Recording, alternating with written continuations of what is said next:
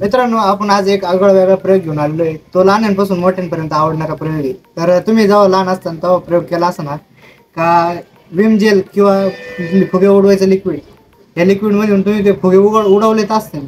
पण आज आपण नाही का एक नॅचरल पद्धतीने एक झाडाचं नाव आहे, त्याला पारशी एरंड म्हणतात, आहे की नाही सर? पारशी एरंड म्हणतात. तर पारशी एरंडाच्या झाडाच्या लिक्विड पासून आपण एक आज फुगे बनवून बघणार आहे. तर तुम्ही पूर्ण व्हिडिओ शेवटपर्यंत बघा. तुम्हाला ते झाड पण दाखवतो आम्ही व्हिडिओमध्ये. तर व्हिडिओ आवडला तर व्हिडिओला लाईक करा, चॅनल सबस्क्राईब करा आणि बेल आयकॉन दाबा विसरू नका. चला आपण भेटू तुम्हाला ते झाडापासून.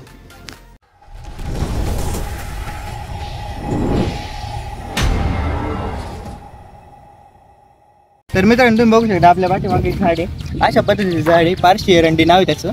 तर आपल्याला या झाडाच्या फांट्या तोडायच्या आहे.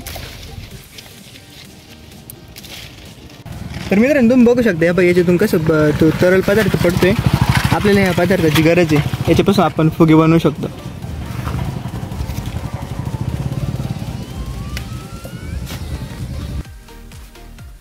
A few moments later. तर मित्रांनो, तुम्ही बघू शकता आपण मार्केटमधून काही लिक्विड आणलेलं आहे आणि आपल्याकडे आहे ना ते नॅचरल झाडाचं लिक्विड आहे.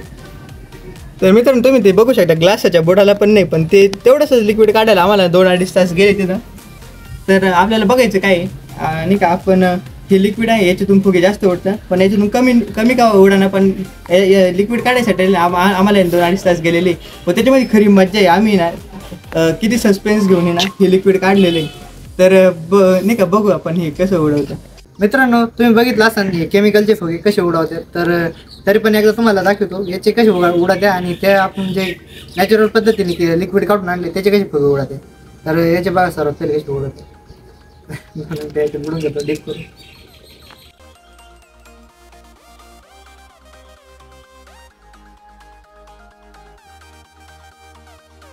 तर बघू शकता मित्रांनो कशा प्रकारे आपले उडत राहते.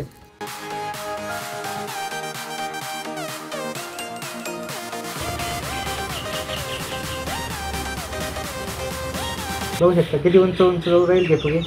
तर चला आपण आपले नाही का नॅचरलचे फुगे उडून बघू.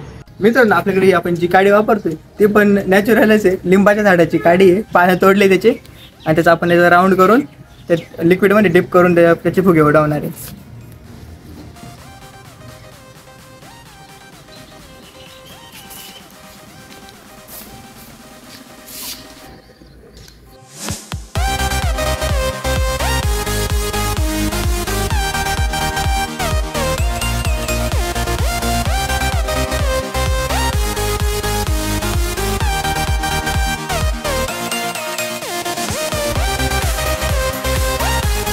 मित्रांनो, हे फुगे उडवून आम्हाला लहानपणचे दिवस आठवले.